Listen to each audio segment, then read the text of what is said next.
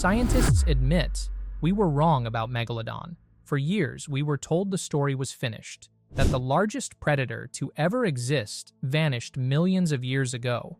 End of mystery, end of fear. But then the headlines appeared. We were wrong about Megalodon. New discoveries change everything. The truth scientists missed, and suddenly the question returned. What if it never went extinct? What if the ocean, the deepest, least explored place on Earth, is still hiding something far bigger than we're prepared to face?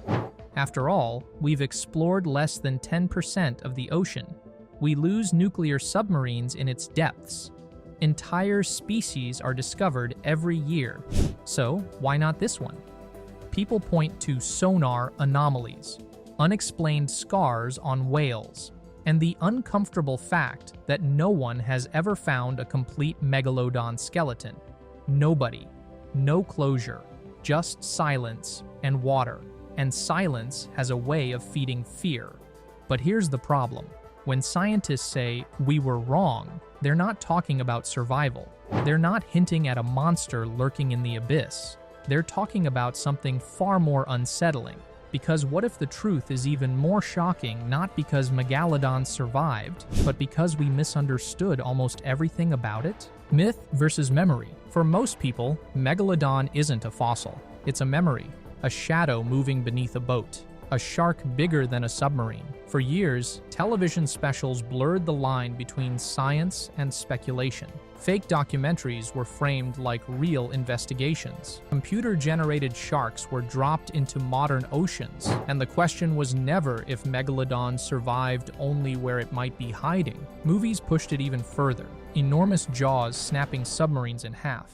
Impossible sizes, impossible behavior. Thumbnails showed sharks dwarfing skyscrapers, titled with one simple promise: they're still out there. And when enough people see the same image again and again, it stops feeling like fiction. But this obsession didn't come from nowhere. The ocean is the perfect stage for fear. Over 90% of it is unexplored. Entire ecosystems exist in total darkness. New species are discovered constantly, some of them massive, alien, and unsettling. The deeper you go, the less certain reality feels. And Megalodon fits perfectly into that uncertainty.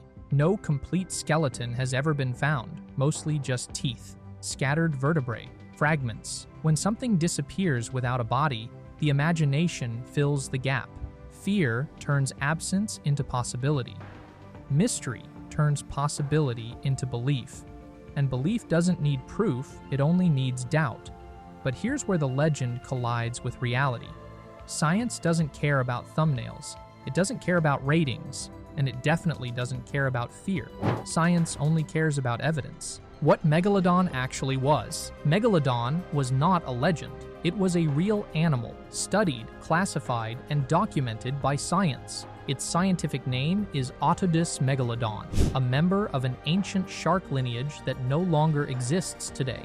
This alone already separates fact from fiction. Megalodon was not a modern shark that simply grew too large. It belonged to a different evolutionary world, one that vanished long before humans ever appeared. Megalodon lived roughly between 23 million and 3.6 million years ago during the Miocene and Pliocene epochs. This was a time when Earth's oceans were warmer, sea levels were higher, and massive marine mammals thrived near coastlines. It was an ocean built for giants, and Megalodon was one of its apex predators. The evidence for Megalodon's existence is not speculative. It is physical, measurable, and repeatable. Thousands of fossilized teeth have been recovered from sites all over the world. Some are larger than an adult human hand, with thick enamel and serrated edges, designed not for slicing fish, but for crushing bone. These teeth are so distinct that they allow scientists to identify Megalodon fossils instantly, even when found in isolation. In rarer cases, fossilized vertebrae have also been discovered. While shark skeletons are mostly cartilage and do not preserve well, these vertebral fossils confirm the massive scale of Megalodon's body and provide data used in modern size reconstructions. Perhaps the most chilling evidence comes from whales. Fossilized whale bones have been found bearing unmistakable Megalodon bite marks, deep gouges, broken ribs, circular impressions that match the spacing and shape of Megalodon's teeth. These marks tell a story of predation, not scavenging, proving that Megalodon actively hunted large marine mammals. Taken together, these fossils form a clear picture. Megalodon was real, it was massive, and it dominated ancient oceans for millions of years. But this fossil record also tells us something uncomfortable, something that directly contradicts modern myths. It doesn't hint at survival. It doesn't suggest mystery. It tells a story with an ending, but about what exactly? So where did the idea come from that scientists were wrong about Megalodon? It didn't come from new evidence of survival. It didn't come from sightings, DNA, or unexplained fossils. And it certainly didn't come from any serious scientific journal claiming the shark is still alive. Scientists never said Megalodon survived. That claim exists entirely outside of science. What scientists actually said is far less dramatic, but far more important. Science doesn't freeze in time. As new fossils are discovered and new analytical tools become available, researchers refine old ideas. Measurements get updated, models get rebuilt, assumptions are tested and sometimes discarded. This isn't failure, it's how science works. In Megalodon's case, many early reconstructions were based on limited data. For decades, scientists only had teeth and comparisons to living sharks. As more fossils were found and new methods like tooth microstructure analysis and biomechanical modeling were developed, those early assumptions had to be corrected. But when these corrections reached the public, they didn't stay intact. Headlines turned refinement into revelation. New model became scientists shocked. These shockwaves disturb sediments, dislocate water layers, and change the chemical equilibrium in nearby regions. For creatures residing thousands of meters below, where consistency is crucial, even a minor disruption can seem like their entire world has been disrupted. Certain fish might surface prior to a disturbance, since deep-sea creatures are highly responsive to low-frequency vibrations and variations in water pressure. They are capable of identifying slight changes far earlier than land-based instruments. Others rise after the event, fleeing disturbed seafloor zones where toxic chemicals, heat, or debris suddenly appear. However, it's important to separate science from folklore. Despite popular belief, especially surrounding oarfish sightings, there is no confirmed scientific evidence that deep-sea creatures can predict earthquakes. What is true is that underwater seismic activity can create stressful or inhospitable conditions, indirectly causing species to move into higher waters. This relationship is more apparent in areas with significant seismic activity. Along the Pacific Ring of Fire, known for frequent earthquakes and volcanic activity, there has been a rise in unusual deep-sea observations in recent years. Researchers have recorded increases in deep fish and squid populations off the coasts of Japan, Chile, and Indonesia immediately following significant underwater earthquakes. Eruptions from hydrothermal vents have been associated with abrupt migrations as heated, mineral-laden water inundates nearby ecosystems. In truth, these creatures are not harbingers of disaster. They are casualties of a disturbed ecosystem. When the seafloor moves, their habitats change instantly, and sometimes the only escape is upward, into waters where they struggle to survive. Seismic disturbances may not summon deep-sea creatures, but they certainly can displace them, pulling ancient life briefly into our world whenever the Earth shifts beneath the waves. Human activities: shipping, mining, sonar, drilling.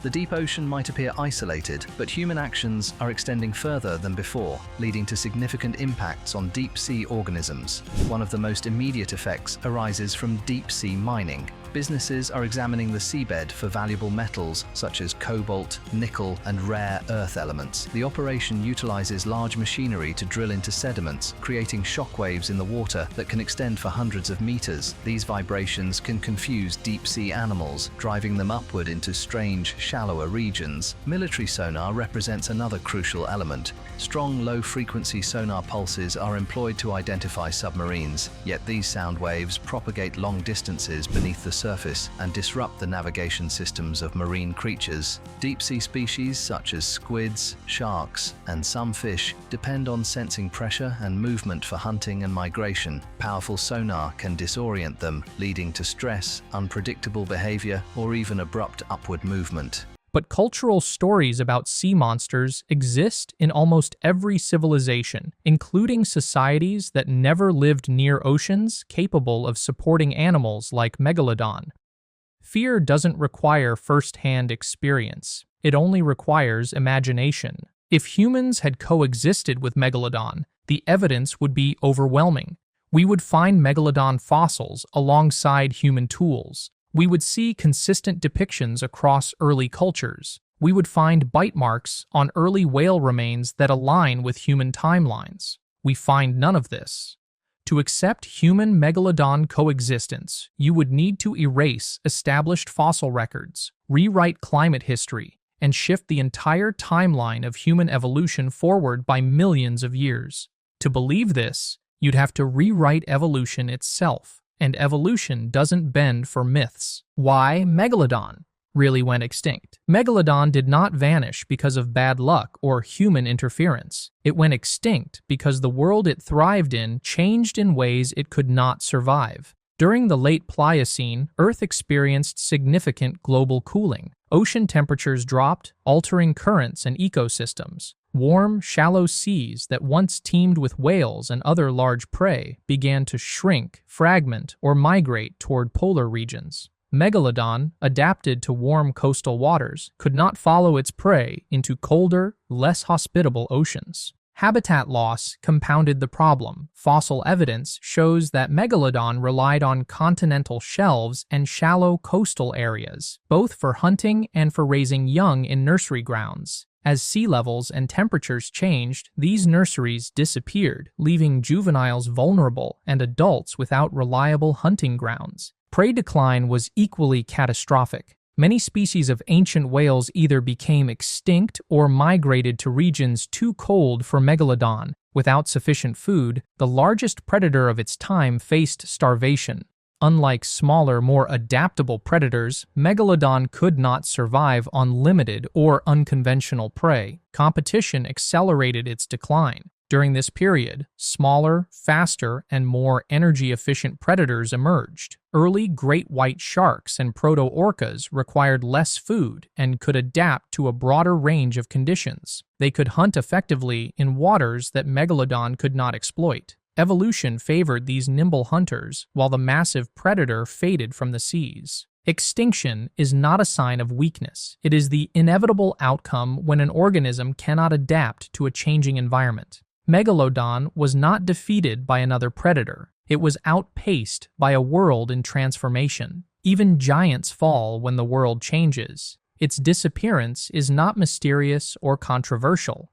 It is the natural conclusion of a species that ruled the oceans for millions of years and then met the limits imposed by climate, prey, and competition. The ocean kept moving, and Megalodon could not keep up. Its story is one of dominance and inevitability, a reminder that even the mightiest creatures are subject to the rules of life on Earth. What we are not wrong about. Despite all the myths, speculation, and sensational headlines, some truths about Megalodon are absolute.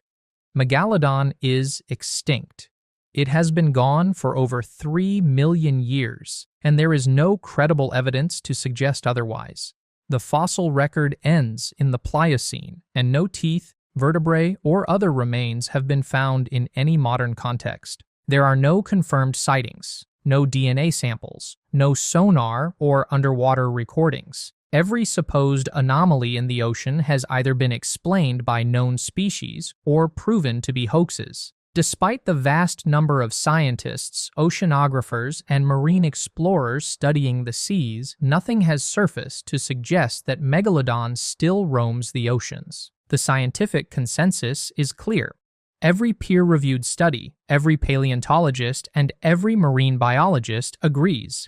Megalodon is a creature of the past. The idea of its survival exists only in pop culture and imagination, not in reality. Extraordinary claims require extraordinary evidence, and there is none. Megalodon may continue to fascinate, terrify, and inspire stories, but the facts remain unchanged. It is a giant of history, not of the present. Understanding its reality does not make it less awe-inspiring. On the contrary, knowing the truth, the size, the power, and the ecological role of a creature that dominated ancient oceans is far more remarkable than any myth could ever be.